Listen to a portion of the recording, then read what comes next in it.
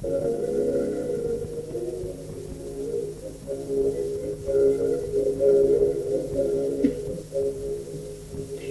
friends, come with me for a mystical awakening of the constellation of Libra and of Kwan. You say, I may not be born under the constellation of Libra. What have the stars to do with me? The stars are the mystical body of the goddess. We have stars, atoms within ourselves, and we are atoms within the body of our galaxy. And the ancients taught us of the wonder of the stars, taking our own humble names. A lady, a bright being from the stars, would come to a simple person and point to an area of the sky where certain radiations came, and would say, what do you call that? We call it the scales, ma'am. It looks like scales. And the lady would pause and go into a contemplation and then say, my friend, get your family and the elders of the village together, and I will tell them about the meaning of the scales and of balance between violence and gentleness, love and truth. And so were the mysteries brought forth to our ancestors who could not read, but to whom the picture book of the sky was a revelation. I want you to relax completely, because you are going to come with me to my time and place. You are in your time and place, yes, but do it in dual consciousness. Don't go into deep, total trance.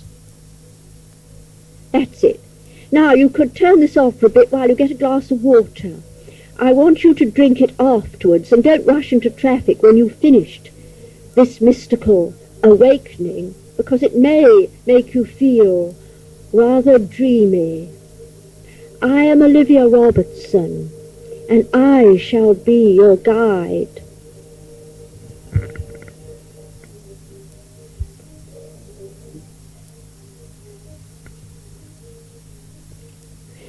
Rise now gently from your own body while still retaining some earthly awareness, and come into the sky.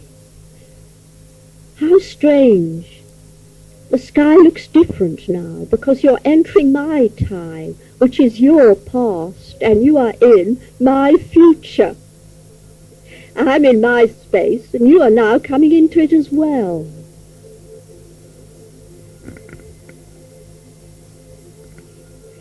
Rise now above two little islands in the northern hemisphere. There is a green island. This is Ireland. In the southeastern corner, there is a wooded valley between two streams of perfect balance. One is the Slaney, Sláinte, river of healing. The other is of wisdom, river of the oak, the Derry. And these two become one, and they flow towards our magical Mount Leinster, a blue rim in the sky. You and I wish to find balance, harmony within ourselves. Each man and each woman, each creature, has two forces complementary, positive and receptive. You are receptive now to my voice, but when you give a person directions of any sort, even the way, you are being positive in relationship. So no human being is either all positive or all receptive. There's a beautiful flow and harmony between both. Now, magical ritual helps to attune us to the stars.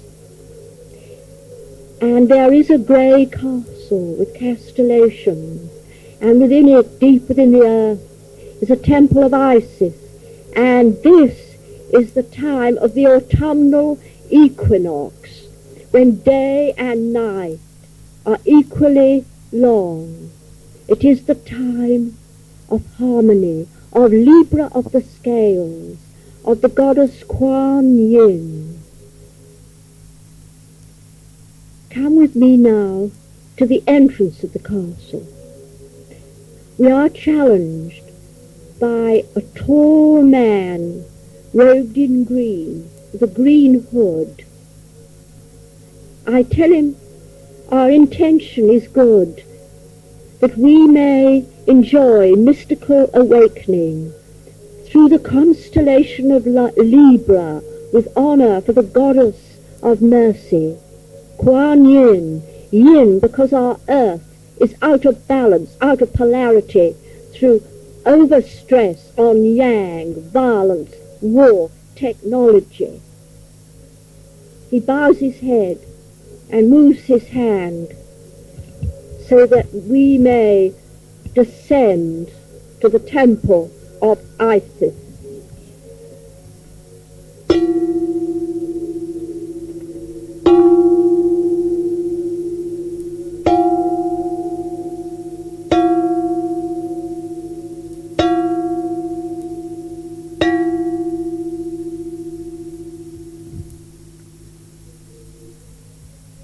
We hear a bell from the depths of the earth, and we descend long granite steps that wind. We don't know where we are. It's the most winding castle. We have passed through panelled walls with suits of armour and gracious ladies in beautiful dresses, yin and yang indeed. And now we come upon a conclave of people assembled round a holy well. The well is within the castle. We see a beautiful priestess in green robes and a bronze circlet, on one knee holding a pitcher of water, and she draws water from the well. Another priestess stands by, and the first priestess pours water into a silver bowl. You anoint yourself now with water from your glass on the brow and feel slight tingling, the awakening of the third eye. All the company are so anointed. Then a dignified priest stands forth, wearing the headdress of ancient Egypt, the priest Hierophant, Lawrence Sterling Robertson.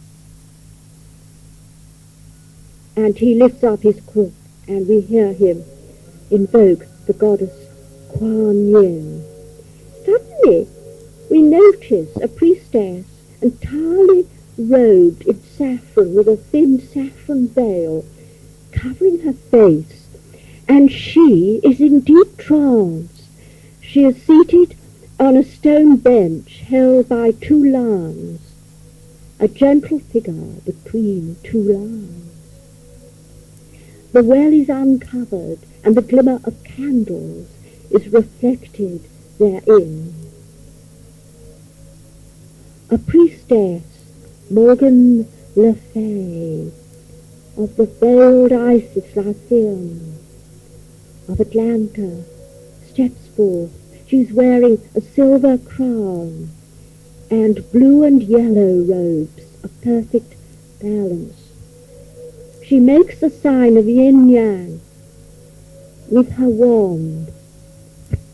We hope an oracle will be vouchsafed. This doesn't always happen, because she is invoking Kwan Yin, who may speak through her priestess.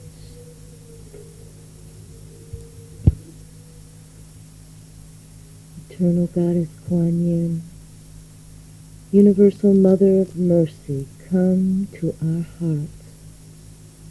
As Bodhisattva thou didst leave thy seed among the stars and descend upon our earth. there to bless all those imprisoned in our dream world, which we weave from time and space. Thou who art always with those who pray to thee, help us now in our dire necessity, for our dreams are turning to nightmares of Holocaust. There is a long silence while people watch the aura of the priestess. Those who are psychic begin to see a turbulence in the air, like steam out of a kettle, like swirling atoms. This then swirls around into a spiral and becomes an inverted cone of light. It descends upon and behind the priestess, and we are granted the oracle.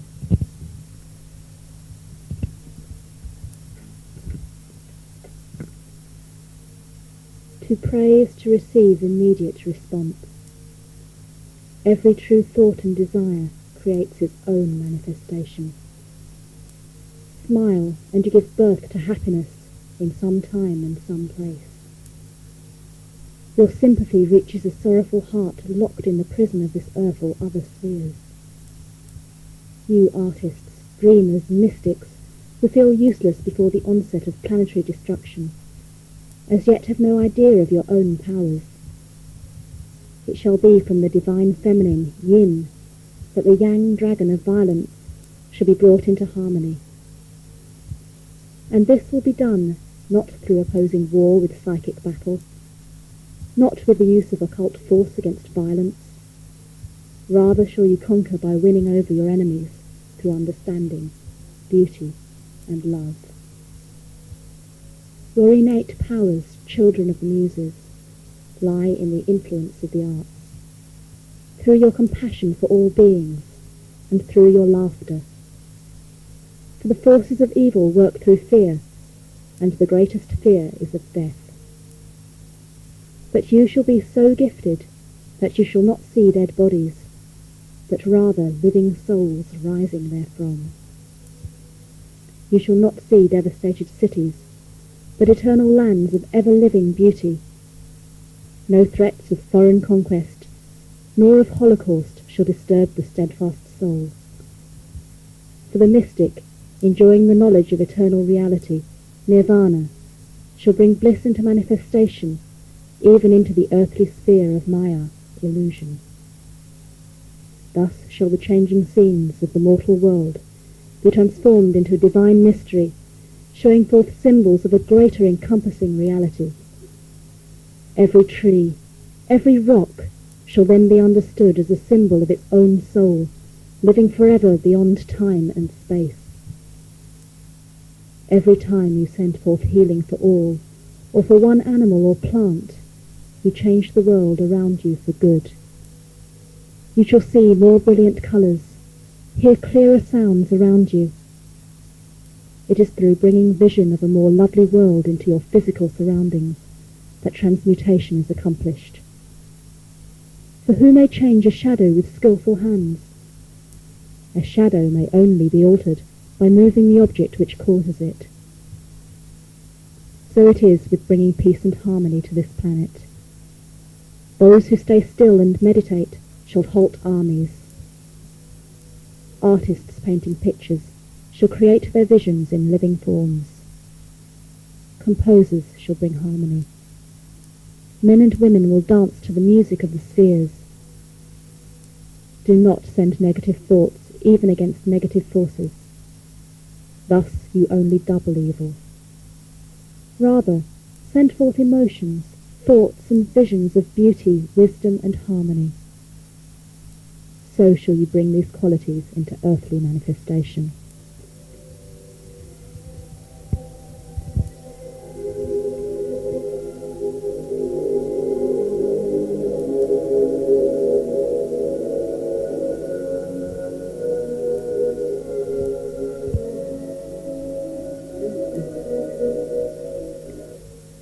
The heavenly words of the goddess, in serenity, to us all, you and me and our companions.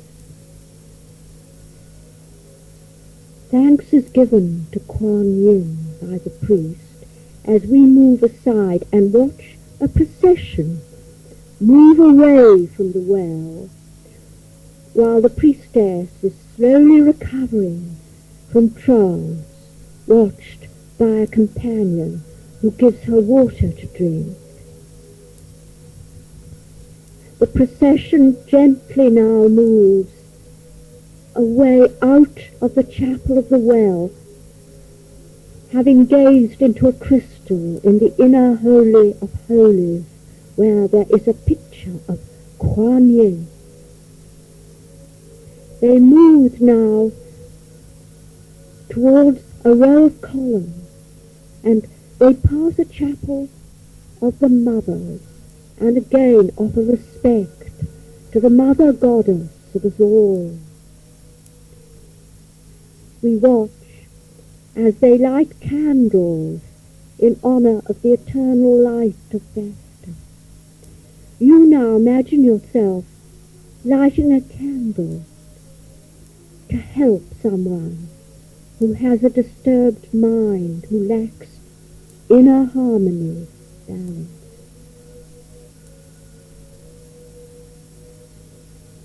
Those who are psychic see coloured lights now coming from the hands of those who offer the taper and the flame.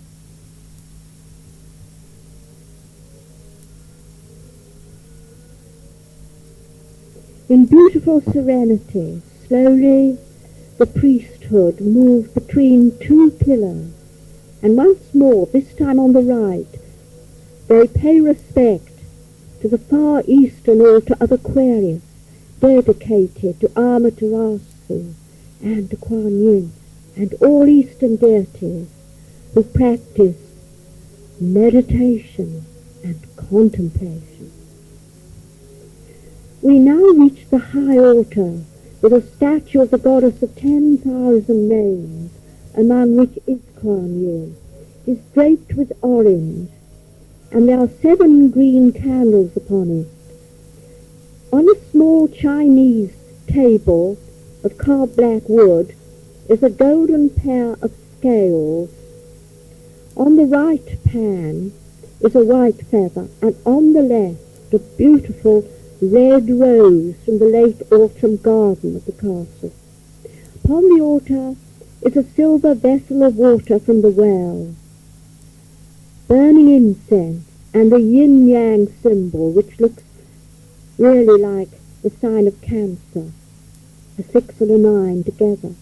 And there's a rolled scroll of the star map of Libra. We notice now the priesthood in the chancel forming a semicircle, and we see that the priestesses are wearing gold and silver circlets with 7-pointed star insignia and yellow and blue robes. The priests are wearing orange headdresses and violet robes, and we wonder why, and then we realize that blue and yellow make the harmony of green, and crimson and blue make violet in the spectrum. So the eternal trinity, yellow, blue and red, produce orange of harmony and violet and green. And when you want to get two difficult opposing factors together, use this colour symbol and you will wonder at your success. The first priest steps forward and holds forth his priestly crook. Companions on the quest for truth and justice know that in many ancient lands the constellation of Libra, when in the house of the autumnal equinox, was revered as portraying justice through the equal balancing of day and night, summer and winter. In Egypt, the goddess Mert was depicted presiding over the weighing of the heart with the scales of justice. The heart was balanced in the northern pan against her ostrich feather of truth. With every frond responds to the breath of spirit. A first priestess now steps forward, and she places her middle finger, Saturn of balance, if you know palmistry, on the center of the scales. With her other hand, she offers incense at the altar.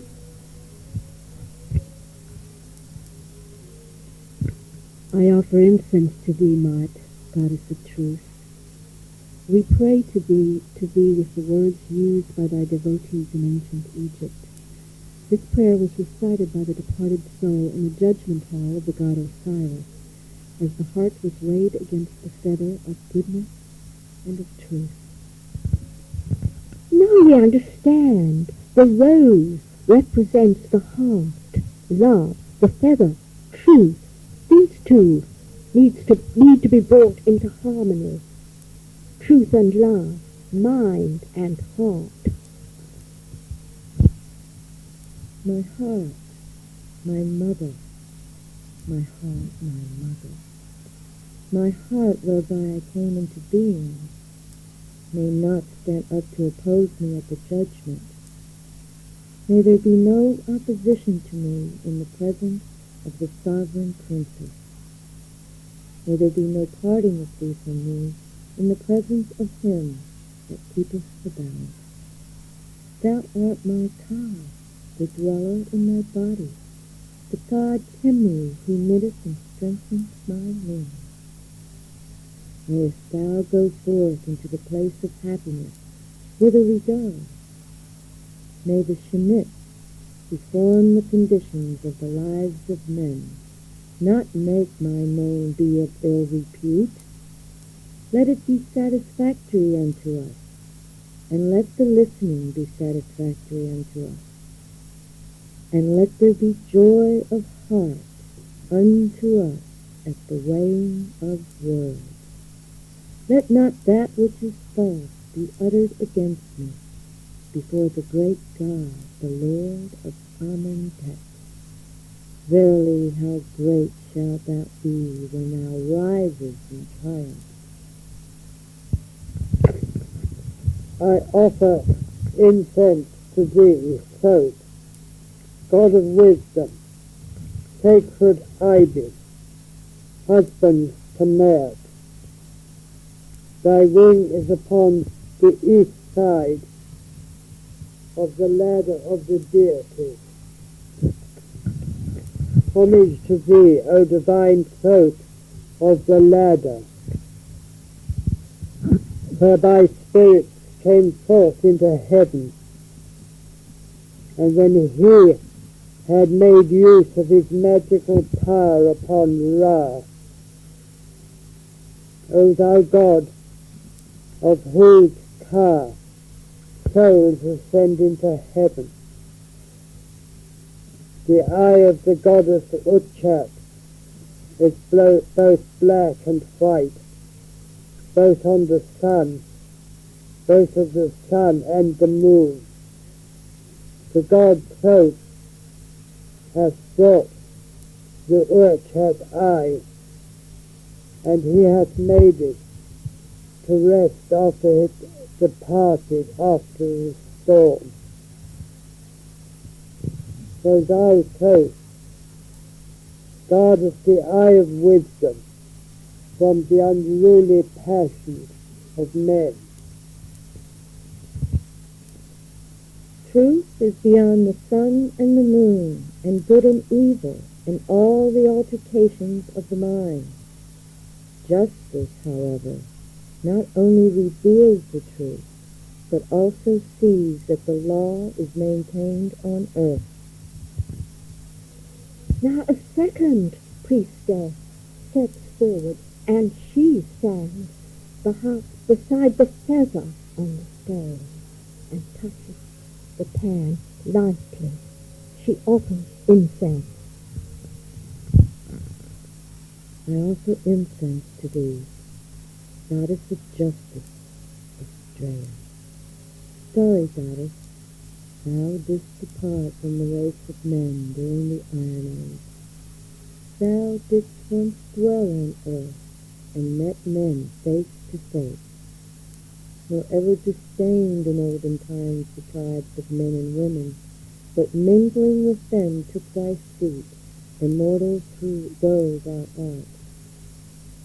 Thou men call justice, thou assembling the elders, it might be in the marketplace or in the wide waved street, uttered thy voice ever urgent on men's judgment, kindly to the people. Nor yet in that age had men's knowledge of hateful strife, nor carping contention, nor din of battle, but a simple life they lived.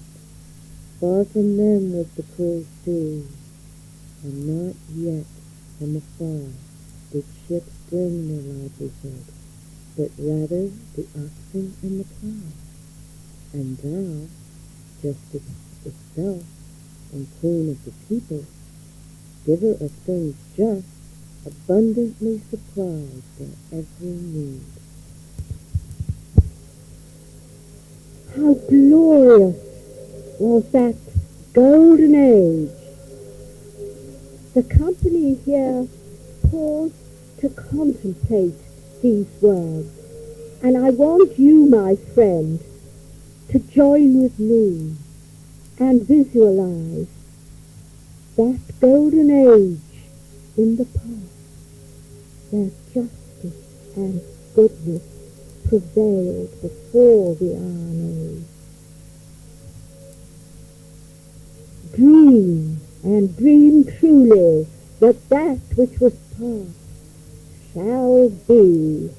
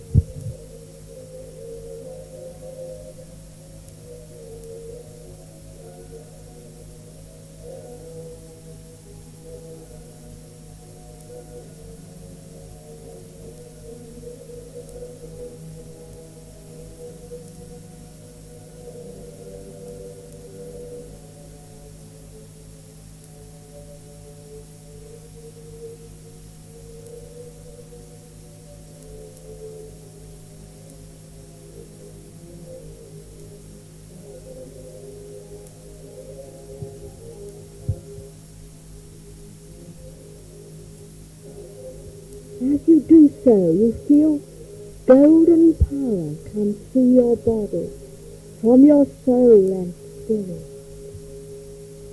Golden thunder, the inner fire, warming your heart and enlightening your mind. The golden age is within you. Bring it upon earth.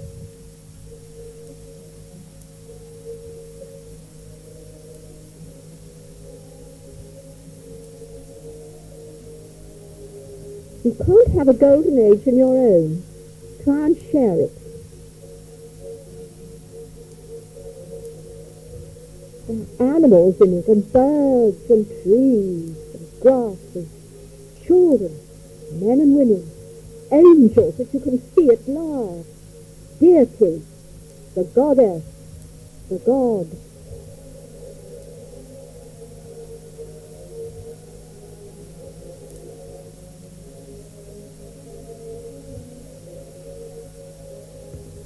It's a golden age of resolved conflict.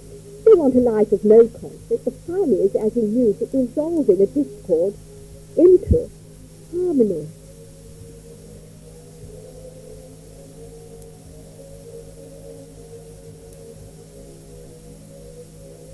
You must learn from that past age and how it changed.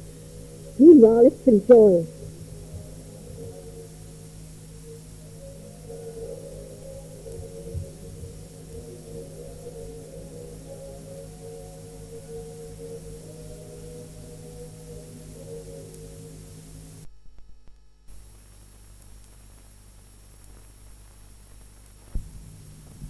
How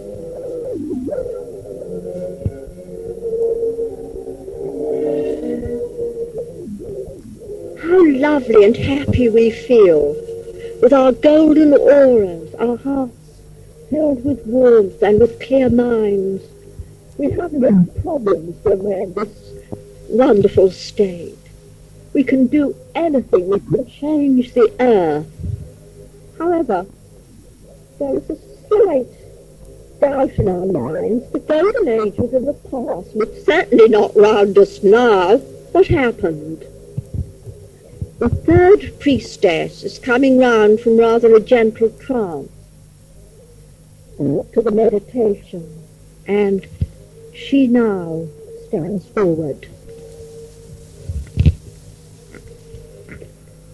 Even so long as the earth still nurtured the golden race, thou hadst thy dwelling on earth. In the silver age wast thou still upon the earth. But when thou hadst filled the great heights with gathering crowds, then wouldst thou rebuke their evil ways. She speaks of the goddess Astrea. Astrea was still upon the earth during the Silver Age. Thou wouldst rebuke their evil ways, and declare that never more at their prayer wouldst thou reveal thy face to men. And thou didst utter these words: Behold what manner of race the fathers of the Golden Age left behind them, far meaner than themselves, but ye will breed a viler progeny. Verily wars and cruel bloodshed shall be unto men, and grievous woe shall be laid upon them. And the race of bronze were born, who were the first to forge the sword, and the first to eat of the flesh of the ploughing ox. Then verily didst thou, Justice, loathe that race of men, and fly heavenward, and took up thy abode in the stars.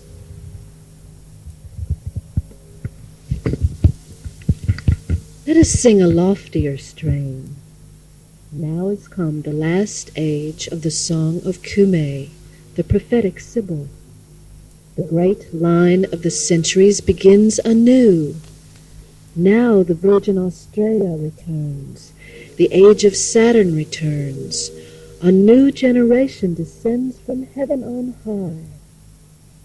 Only do thou, pure Lucina, smile on the birth of children from heaven, under whom the iron brood shall cease, and a golden race spring up throughout the world.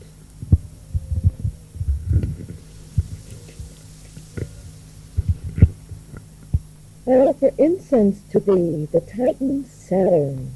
I speak the words of the sage and lay it upon your hearts, how the gods and mortal man sprang from one source. First of all, the deathless deities made a golden race of mortal men who lived in the time of Kronos, when he was reigning in heaven.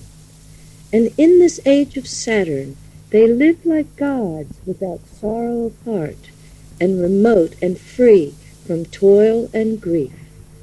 Miserable age rested not on them. They made merry with feasting beyond the reach of all evils.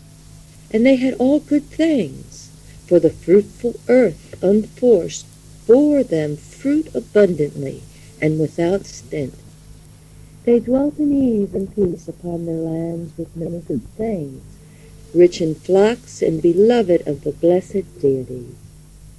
Know that the deities also sent pure spirits to dwell on earth for a kindly, delivering from harm and guardians of mortal men. They still roam everywhere over the earth, clothed in mist, and keep watch on judgments and cruel deeds, and they are givers of good. The mist parts, and we may know deities and guardians once more.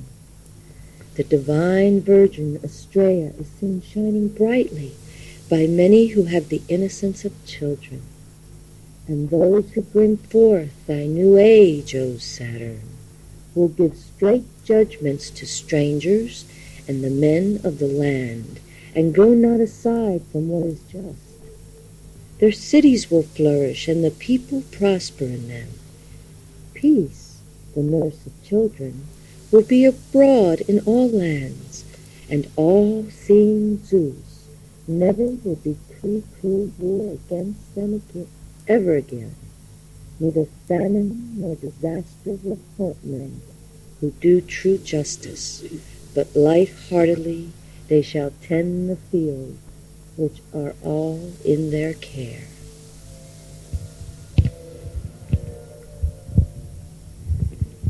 The earth shall bear them victual and plenty, and on the mountains the oaks shall bear acorns, with bees in their midst. Woolly sheep shall be laden with fleeces. The women shall bear fine children like unto their parents. They shall continually flourish with good things, for the grain-giving earth will bear them fruit. But for those who practice violence and cruel deeds, far-seeing Zeus, the son of Cronus, ordains a punishment. Famine and plague, and evil men shall perish, and their women bear no children. And the son of Cronus shall destroy their wide armies and make an end to their ships. For the deathless gods are near among men, and they mark all those who oppress their fellows, and wreak not the anger of the gods. Now the company meditate upon the Silver Age. What age is this? It is different from the Golden Age because it is that of simplicity. They are as children, innocent and lovely. They shine a silver light because they are psychic. The Golden Age denizens were of the sun. They were of love and warmth. The Silver Age was that of psychic dreamers. Now I want you to imagine this age and all the amazing dreams and fantasies of people who hardly dwelt upon the world at all, but gave each other garlands of flowers and danced at the light of the moon and thought not of the morrow. Visualize yourself now in the light of the silver moon and the stars and a still lake, and gaze into it and have astral visions of beauty of past lives.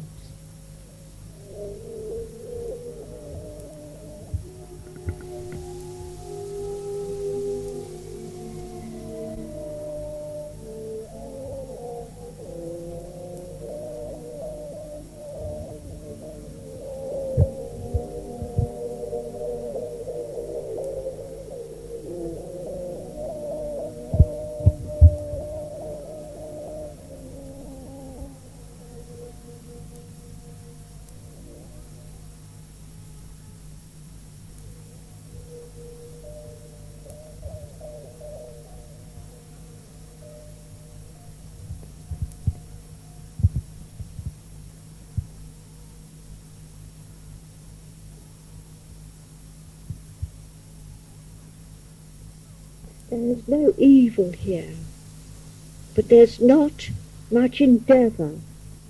There's no hard work, no struggle, no temptation. There's no progress, not much progress in this astral world. How lovely it is a part of our dream selves.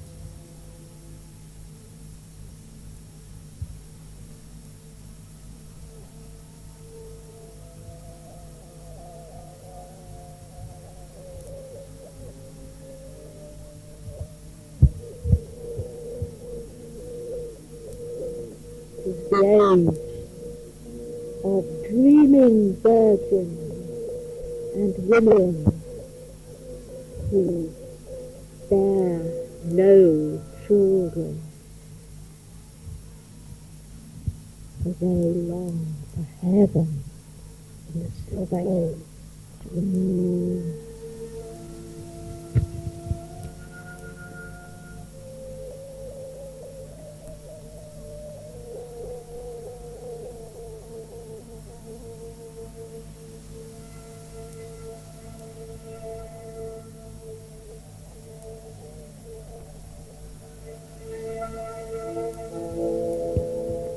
Who will bother to defend himself when all appear peacefully? All do as they will, easily, without criticism. All fulfill their dreams through clouds.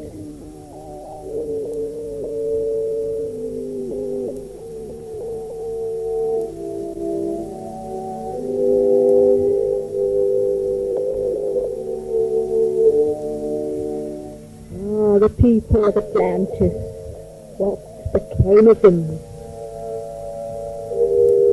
Know that they waxed degenerate, with no work, no struggle, no temptation. There was no honour, no nobility. It is for God to rule, and the goddess calls upon him that nature is threatened.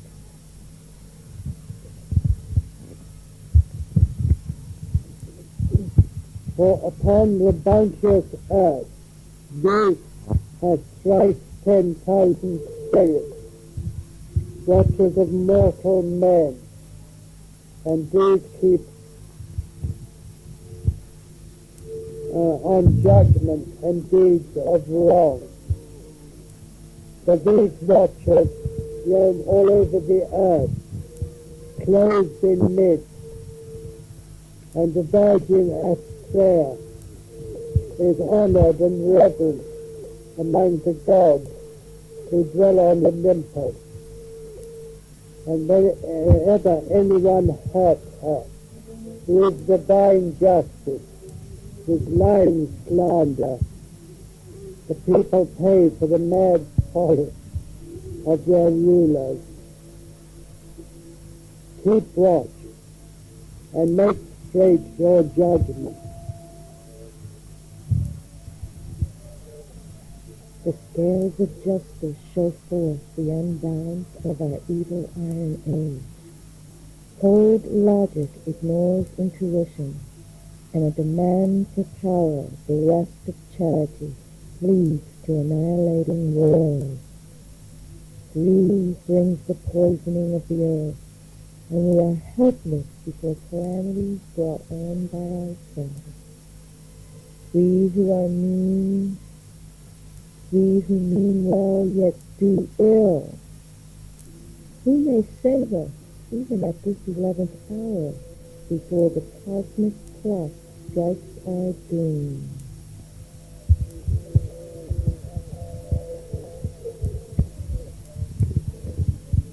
It is taught by the sages of the East that all nature is balanced between two forces, black and white, yin and yang. Those of the West who have conquered the physical world are dominated by the yang. Eastern sages who meditated while their lands were invaded were influenced by yin. Women who have been ruled by men during this Iron Age have been passive through yin. Yet we have mistaken this force as only bringing weakness and submission. In reality, it is yin which rules the inner sphere of divine intuition. It brings the qualities of compassion and wisdom.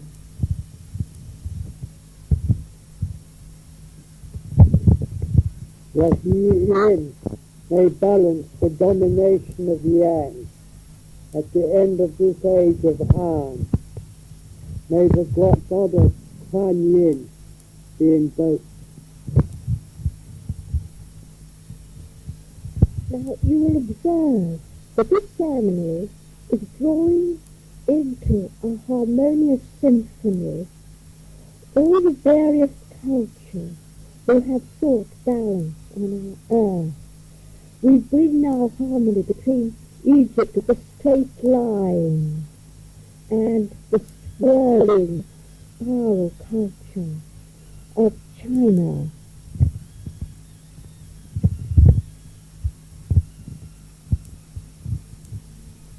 I offer incense to the goddess of mercy, Kwan Yin. Thou who dost hear the cry of the world, come to us. Thou art the great mother, the loving Sophia, bringer of children, the divine voice of the soul. It is thy melodious voice that calls the soul to penitence. When thou didst see that humanity was living in poverty and hardship and was near to starvation, thou wast moved to pity. Thou didst go secretly into the rice field and squeezed thy breast so that thy milk flowed into the ears of the rice plant.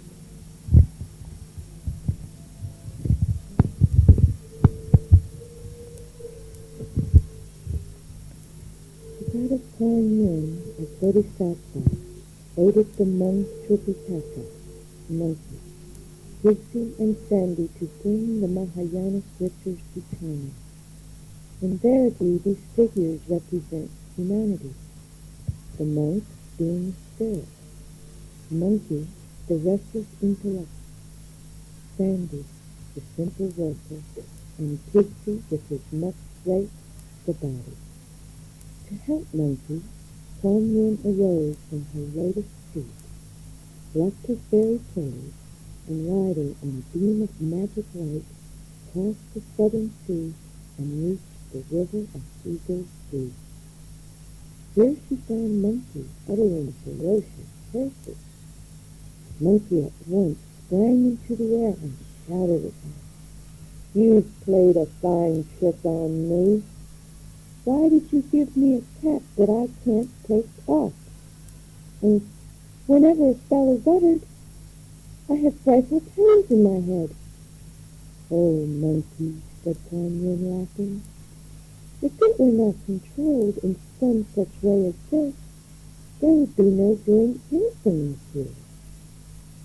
Through such control over his brain and through the practice of humility, Monkey attained Buddhahood along with the monk.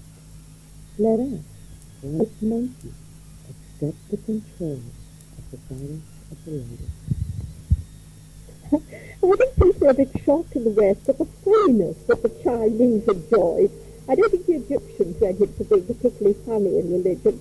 The Eastern people teach us by humour. There's much wisdom in that humour, because the intellectual left side of the brain that controls the right hand is now overdeveloped, so we're threatening to destroy the whole earth by being too clever. We, our scientists anyway, are monkeys, and we let them do what they like. So we need to develop the left hand, the right side of the brain, compassion and gentleness. And so we of the restless technological West turn to ancient Chinese wisdom while they, alas, are copying our follies. Now the priest invokes the Bodhisattva Avalokiteshvara.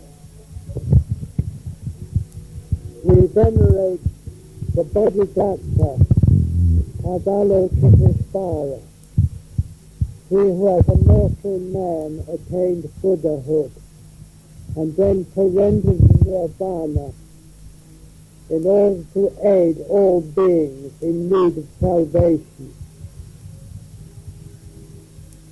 Yet in that surrender he gained nirvana on earth, and nirvana is nothing to the ignorant and all-pervading to those with loving heart. That perfect balance be maintained by the true guardian of the constellation of Libra, the honor.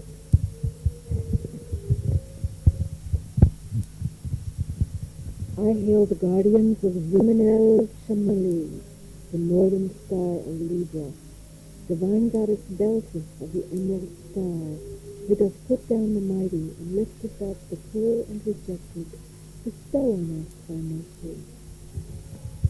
The guardians are the very stars themselves of Libra with their ancient name, Beltis, who originated the Magnificat. I hail the guardians of Muli Izi, the eastern star of Libra.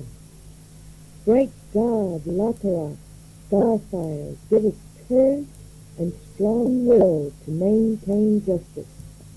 Yes, because you look at those three stars and you see the scales, the one in the middle and the two at either side, rose and feather. I hail the guardians of Ruben Hakabi, the white star that holds the balance of the scales. May green star and red star, love and truth, day and night, sun and moon, male and female, be brought into harmony with the music of the spheres. So now we dance with the stars. Companions, let us dance the encircling movement of the yin-yang forces, bringing them into harmony. How glorious! There's a dance. What a pity we can't. If we can join in, why not? You know, you should dance more often. Privately, to a transistor. The companions all form the most exquisite dance. The men are on one side, dancing yang forth, somewhat, well, not aggressively, but calmly. And the women, there's humour in this dance, enticing yin dances of an oriental sort, so the men look rather like stiff Egyptians, and the women look like Chinese. And they're doing this dance both separately. The men dance in a circle, left part of the sun, and the women within to the part of the moon. But now the women go in and out, like a children's in and out the dusty windows, pavement dance. Watch them in your mind's eye. The women go in and out. Let's follow them. You join the men, I join the women, whatever. You follow your own sex. But suddenly, men and women begin to dance together, and they weave their way in a spiral dance round the columns, round the well, into the Holy of Holies, round into the ancient dungeon, now Chapel of the Mothers, round, round, round the Lakshmi Chapel, now to the Wind Isis Chapel, the 5 chapels, 9 columns. Why don't we join in? Dance.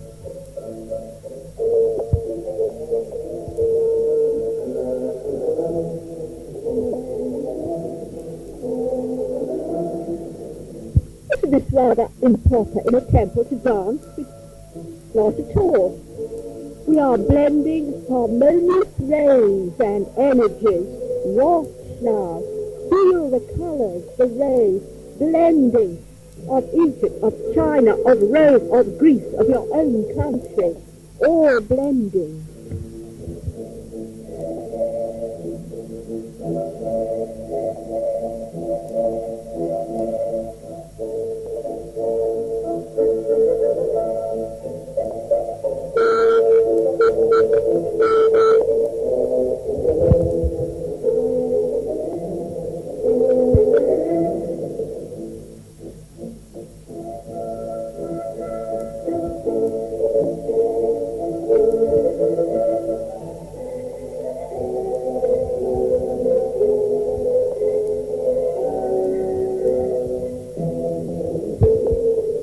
One feels glowing and happy, dancing even in spirit.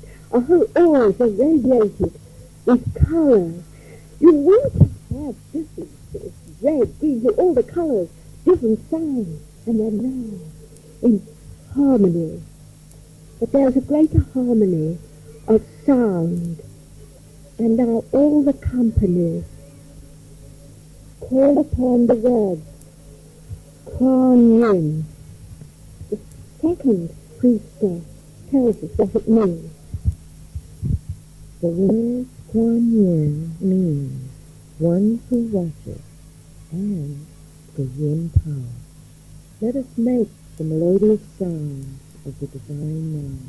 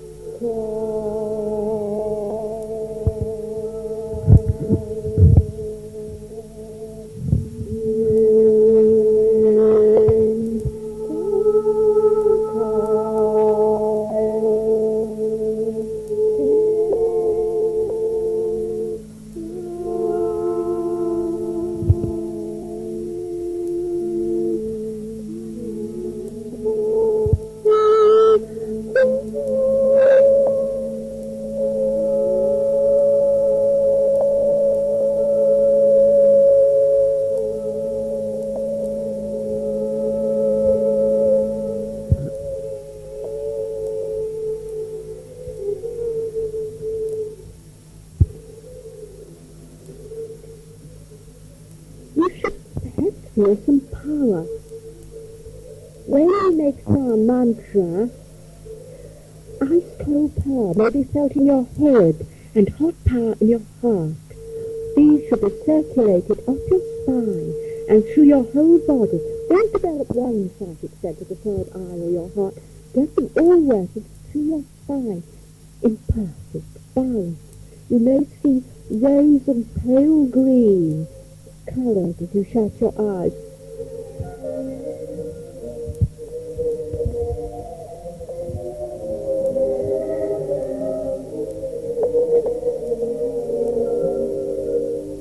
The company now are seated in a circle, cross-legged, for the meditation, while the first priestess unrolls the scroll of the star map of Libra.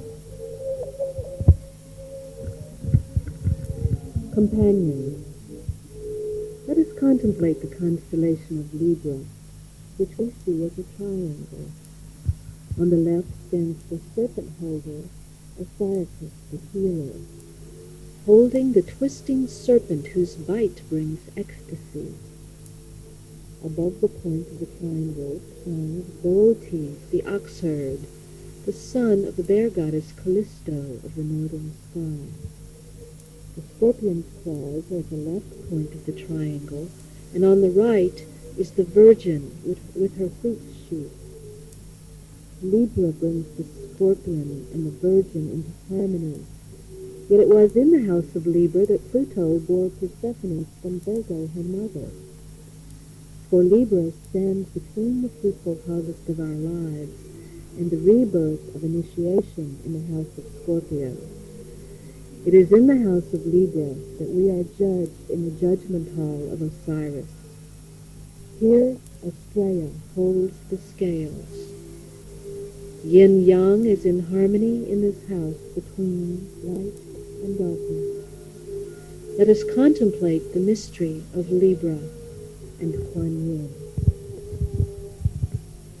See now this harmony within yourself. Yin-yang, yang-yin.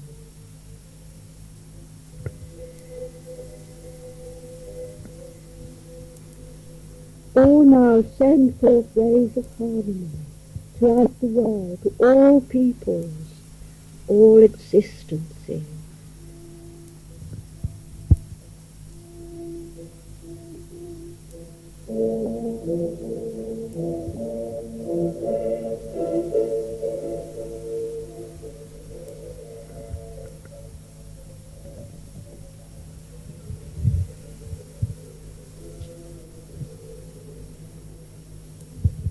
Now we begin to feel a little disassociated. We hear the voice of the priest giving thanks. Let us give thanks to Mass and Thoth, to Astrea and Saturn, to Kwan Yin, and to Avalokiteshvara. The gong calls you back to your own time and place. I come with you now only as a voice. We were helped by the Morgan Le Fay of the Veiled Isis, Shasta Zering of the Cosmic Isis and Set, and Karen Aziz of the Aryan Rod Lyceums, and my brother, Lawrence Durden Robertson. We send you loving blessings. Write to us any time. Fellowship of Isis, Clonigall Castle, Enniscorthy, South Ireland. Ave et Vale.